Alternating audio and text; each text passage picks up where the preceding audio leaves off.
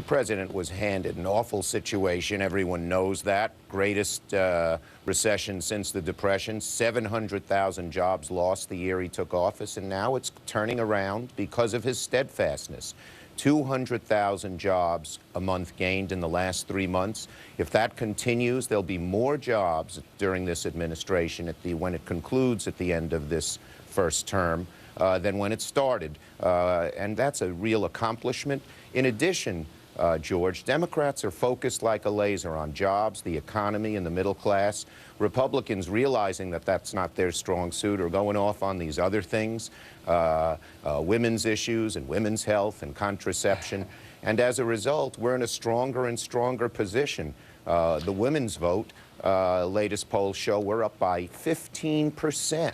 Because they want us to focus on the economy and the middle class, and we are doing it. Let me follow up on that, because this has clearly become a Democratic theme this year, and several Democrats made a lot of hay with the comments of Rush Limbaugh last week. But some Republicans are seeing hypocrisy there. I want to show a bit of an ad that's being run by a group called ShePAC. It's aligned with Sarah Palin. They're saying the Democrats should be asking Bill Maher, the comedian, to turn back that $1 million he gave to Obama's super PAC because of his history of attacks on women. Take a look.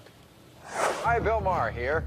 Sarah Palin agreed to do commentary at Fox News, which is actually very similar to her day job, talking to a baby with Down syndrome.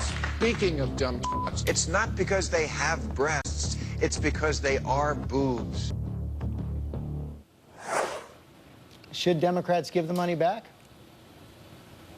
Well, no. I mean, look, the bottom line is that Rush Limbaugh's comments were just nasty and directed at a particular young woman who had a particular point of view and was expressing herself. Bill Maher's a comedian.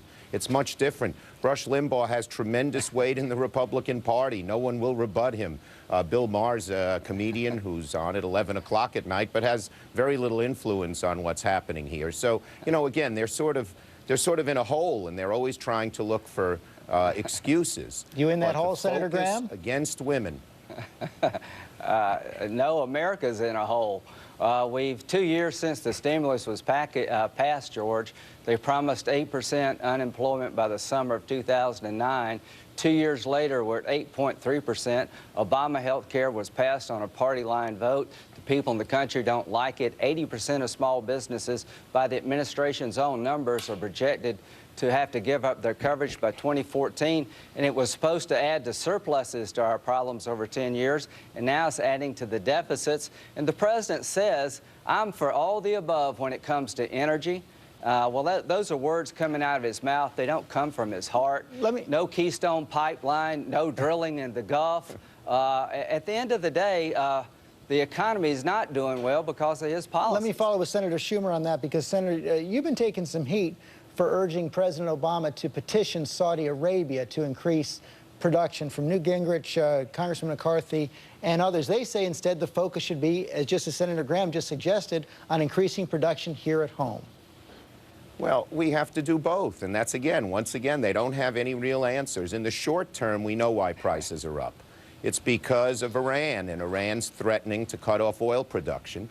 The Saudis have 2.8 million barrels of extra production. Total Iranian production is 2.2 million. If the Saudis were to promise that they'd replace every barrel Iran took off the market with a new barrel on the market, the price of oil would plummet, and I believe the administration's working quietly towards that. In the long run, we have to do many different things, and you know, our colleagues forget, oil production is up. It's higher than it's been in 8 years. We are producing more natural gas and oil here in America, but at the same time, we have to do alternatives. Our Republican colleagues, for instance, are blocking tax breaks for wind and solar power, which is not the whole answer, but part of the answer. We are looking to produce energy here in America in every way. And one other thing that's happening, conservation's having a huge effect. The CAFE standards, the mileage standards on cars, are going to reduce the amount of imports we have to bring in by 1.1 million additional barrels. Right now, we only import 45% of our oil needs. It was 60. So we're making progress in the long run, but we got to do something about the short run, too. And Saudi Arabia is one answer. An investigation into why the refineries are not at full production is a second. Let me bring that issue of answer. Iran to Senator Graham, because Senator Graham, you've written a congressional resolution saying that the U.S. must prevent Iran from getting a nuclear weapons capability, opposing any policy of so-called containment. Last Sunday, President Obama, in his speech to the American-Israel Public Affairs Committee, seemed to agree. Take a look. Iran's leaders should understand that I do not have a policy of containment. I have a policy to prevent Iran from obtaining a nuclear weapon. And as I have made clear time and again during the course of my presidency, I will not hesitate to use force when it is necessary to defend the United States and its interests. Are you and the president now in sync? The Republican candidates have been quite critical of his policy on Iran.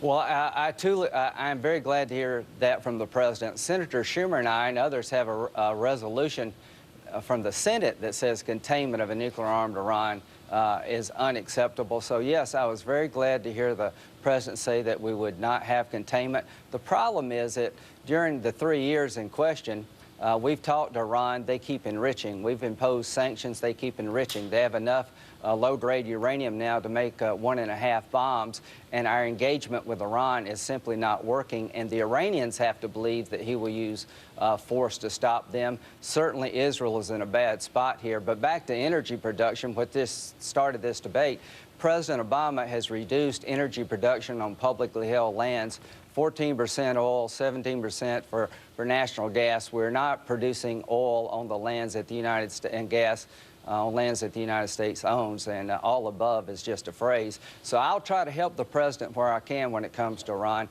I'm glad to hear him say that containment's not a good strategy because it'd be a disaster. Senator Schumer, let me turn that to you. The Israeli Prime Minister Benjamin Netanyahu later this week said that its possible strike against Iran is not a matter of days or weeks away, but it's not years either.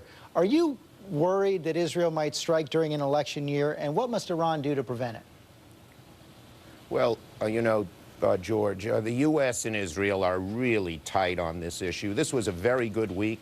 Not only did the president say that he wouldn't be for containment, which, of course, is a bad idea. Second, he said, excuse me, second, he said he would use military force, no ands, ifs, or buts, that Iran can't have a nuclear weapon, and if the sanctions fail, that military force would have to be used. The sanctions are working. The president's done an amazingly good job here at trying to corral all the nations of the world who have different interests into squeezing Iran. As we speak, there are 4 Iranian tankers traveling around the globe looking for a place to drop off their oil, and countries don't want to deal with them because of the sanctions and the currency restrictions. So we're making real progress, and everyone agrees, Israel and the United States, best way, sanctions. If they can work, and the Iranian people, you know, are a secular people, they want economic advancement, they're in a real economic hole, that could put huge pressure on this administration to stop. But as the president said in the Atlantic magazine article, if sanctions don't work, we will have to use military force. Senator Graham, let me ask you about Afghanistan. Some news breaking this morning. An American soldier reports that he went rogue and essentially killed at least 15 Afghan civilians. Everyone is bracing now for another backlash, similar to what we saw after the burning of the Qurans. You've raised some serious questions about the mission, even though you do support it. Are you getting worried that it's not sustainable? No, I believe, one, this is tragic and will be investigated, and that soldier will be held accountable for his actions under the military justice system. Unfortunately, these things happen in war. You had an Israeli soldier kill worshipers by the Dome of the Rock Mosque. You just have to push through these things. My recommendation to the public is listen to General Allen, who comes back in 2 weeks. The surge of forces have really put the Taliban on the defensive. The Afghan army is better trained and better equipped than ever. The goal is to withdraw our forces by 2014, put Afghans in the lead, and I hope a strategic partnership agreement, George, between the United States and Afghanistan will stop the narrative we're leaving, that there'll be a follow-on force post-2014 with air bases and special forces units to make sure the Taliban never come back and that NATO will stay past 2014. We can win this thing. We can get it right. I will support the president when he does the right thing. Pulling the surge forces out that General Allen needed in 2012 by September, I think, was a big mistake. Leaving Iraq unattended was a big mistake, and it puts doubts in Iran's mind that this president really is committed to seeing things through. That's the problem. You agree, Senator Schumer? Yeah, look, I think the president has a good plan. Obviously, it's a very difficult situation because we have real terrorism that emanated from Afghanistan. The president doesn't get enough credit. He's done an amazing job with the drones and al-Qaeda, not just in getting rid of bin Laden, but unlike President Bush, he said the drones could go across the border in Pakistan and al-Qaeda's weakened. The great weakness in Afghanistan is Karzai. Nobody seems to trust him or like him, and the idea of turning it over to the Afghan forces is the right way to go, but that's a major question mark. Finally, Karzai. Senator Graham, one more political question. The Romney campaign says it's going to take an act of God for the others in the race to beat him. Are they right? And is this race getting to the point where Newt Gingrich and Rick Santorum should drop out for the sake of party unity?